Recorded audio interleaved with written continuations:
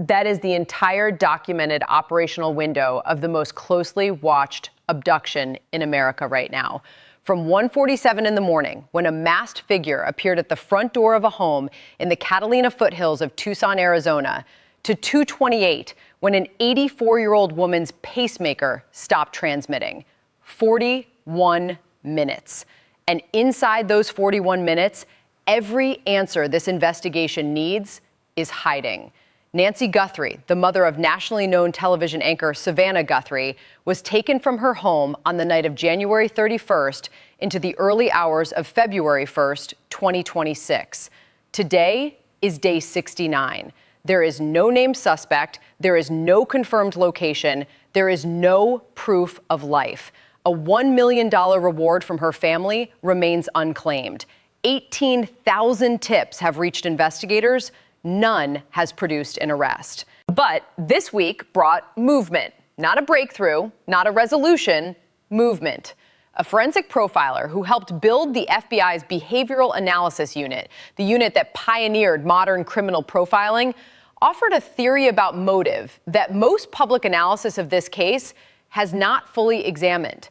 A founding member of the NYPD's K-9 unit said the investigative tool most likely to recover physical evidence in this case has still, at day 69, not been properly used. New ransom communications arrived, and the DNA analysis at the center of the forensic effort is now understood to be the subject of a technological race being run by private companies and university researchers who may be weeks or months from a result.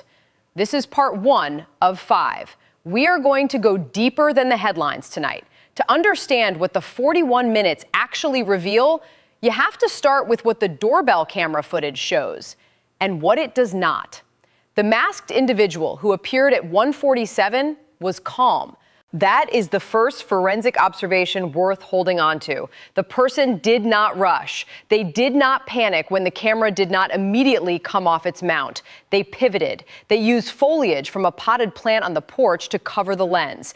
2 attempts, 2 methods, no apparent anxiety. That behavior is inconsistent with a person who is improvising. It is consistent with someone who had planned and rehearsed at least the broad sequence of what came next, even if not every specific step. What came next across 25 minutes of near silence in the documented record between 1:47 and a second motion detection at 2:12 remains publicly unexplained. And in an investigation now in its 10th week, that silence in the timeline is one of the most important unanswered questions no one is asking loudly enough. The motive question in this case has largely been framed around money, a masked intruder, Bitcoin ransom demands, a family with the resources and the public profile to make payment a real possibility.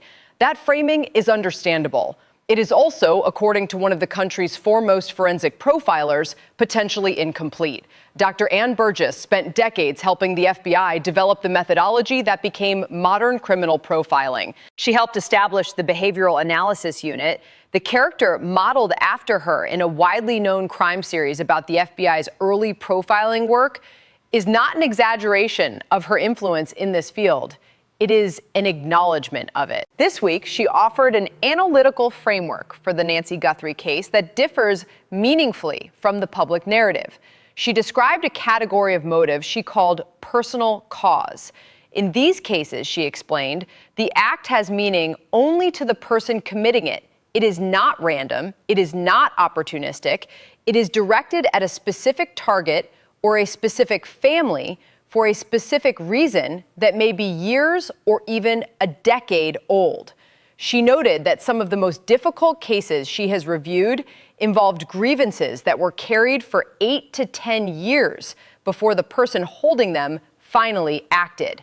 A perceived wrong, a loss attributed to someone else, an anger that did not wear itself out over time, but instead calcified into something deliberate and cold. Her question for investigators: who, across the full span of Nancy Guthrie's life and the lives of the people closest to her, would benefit from causing this family pain? Not financially, personally. Who is carrying something? She was also direct about one more element. The Bitcoin ransom demand, she noted, could function as a deliberate misdirection. Making a personal act look like a financial crime buys time. It sends investigators toward wallets and cryptocurrency exchanges, while the real motive and the real trail points somewhere else entirely. This does not mean the ransom was staged. It means the possibility cannot be dismissed. And this week's reporting confirms it has not been. The original 2 ransom notes from the first week of February were assessed by FBI investigators as likely authentic communications from the actual abductors. The family was prepared to pay. They held back because investigators believed at the time that they had a method of tracing the Bitcoin wallet listed in those notes. A small amount of money was deposited into the account, reportedly under $300, as part of that effort. According to reporting confirmed this week, the tracking attempt did not succeed.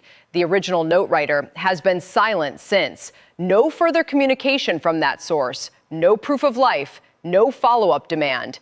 In a case built around a $6 million ransom threat with a hard deadline, that silence is forensically significant. People who want money stay in contact.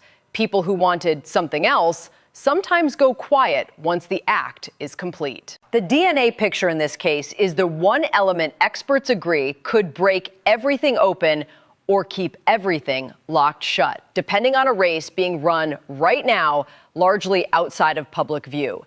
DNA recovered from inside Nancy Guthrie's home was identified as mixed. It contains genetic material from more than one person.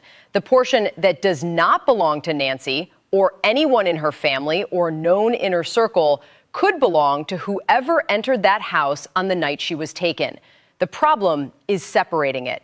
Genetic genealogist Cece Moore, whose work in investigative genetic genealogy has helped resolve dozens of previously unsolvable cases, explained this week what she believes is happening behind the scenes.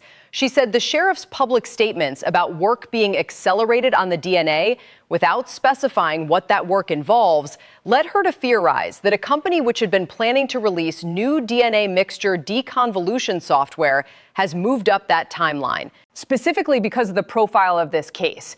Deconvolution means extracting one individual's DNA profile from a sample that contains the genetic material of multiple people.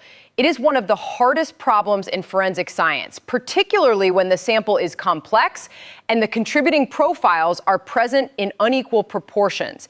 If the unknown contributor's material makes up only a small percentage of the total mixture, Moore said, even advanced techniques may struggle to produce a usable result. She also raised a point that most public coverage of this case has glossed over: the limitations of the databases available to law enforcement. The large consumer DNA platforms, the ones with tens of millions of profiles, do not share their genetic information with investigators. Law enforcement currently works with databases totaling fewer than 2 million profiles. If investigators do obtain a usable DNA profile from the Guthrie crime scene, they will be comparing it against a fraction of the available universe. Moore said this case, given its national profile and the resources behind it, may become the one that finally forces a legal reckoning over access to those larger databases. Courts, she said, will have to weigh genetic privacy against the reality of what is at stake when an 84-year-old woman is missing and a viable DNA profile of her abductor is sitting unused. She also addressed a question investigators have not publicly answered. If they had a usable, clean DNA profile from the glove found near the crime scene, would the case not already be resolved? She said yes. The fact that the glove lead was closed without producing a suspect strongly suggests investigators do not yet have a clean profile they can run through genealogy databases. That absence tells its own story about where the forensic effort currently stands. The investigative tool that a founding member of the NYPD's K-9 unit says should have been deployed from the first morning of this case has still, at day 69, not been fully brought to bear. Cadaver and detection dogs, what this expert described as highly trained scientific instruments recognized by courts as capable of establishing probable cause, were placed on hold early in this investigation by the Pima County Sheriff's Department. That decision, this retired lieutenant said, is inexplicable to him. He described it as one of multiple decisions in this case that reflect not just poor judgment, but a pattern of leadership that has consistently deprioritized tools and expertise in favor of maintaining centralized control over an investigation that outgrew local capacity within the first 48 hours. He was specific about what these animals can do. Detection dogs identify biological material at the molecular level. They operate in complete darkness. They navigate desert terrain that defeats human search efforts. They have located human remains decades after death. He said that even now, at the 69-day mark, a properly organized grid search using detection dogs in the areas surrounding Nancy Guthrie's home and along the likely exit routes from the Catalina foothills could produce physical evidence that no other investigative technique currently deployed has been able to find. He was also candid about what he believes that search would be looking for. He said he predicted very early in this case, based on Nancy's age and medical condition, that she did not survive the abduction. He said he believes the search has moved from a rescue to a recovery, whether investigators have publicly acknowledged that shift or not. And he said that locating her remains would not only provide answers to her family, it would produce a second crime scene, a location with evidence, DNA, physical traces left by the person or people who moved her, a chain of custody that could lead back to the Catalina foothills on the night of January 31st. The sheriff, when questioned this week about criticisms of the investigation, rejected them. He said he does not believe any mistakes were made. He said attacking his department does not help anyone. He said his people have worked extraordinary hours and he will not allow their effort to be discredited. The Pima County Board of Supervisors has formally demanded answers from him about his work history, department practices, budget management, and the 2024 airport firearms incident in which a loaded, undeclared gun was found in his carry-on bag at TSA screening. He was not charged in that incident.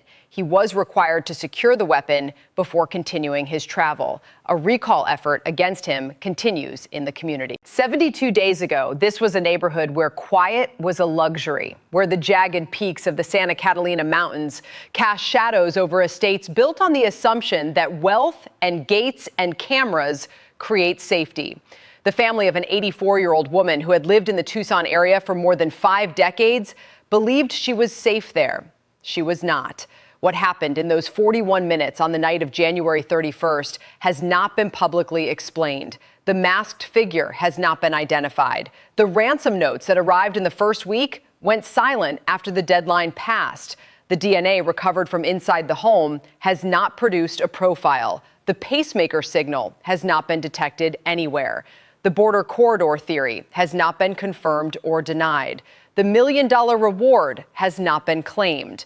The new ransom notes that arrived this week, one claiming Nancy is dead, another claiming she was seen alive in Sonora, Mexico, have been forwarded to the FBI. They have not been confirmed as authentic.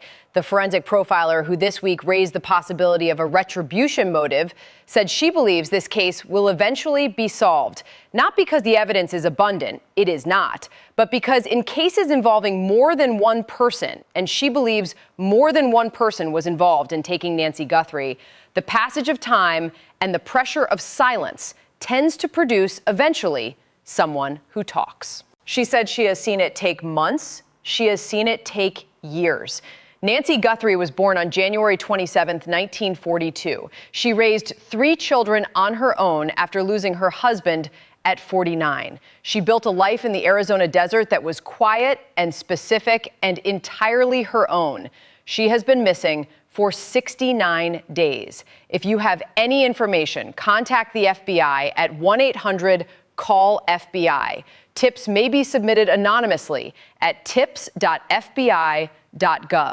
The $1 million reward from the Guthrie family remains active.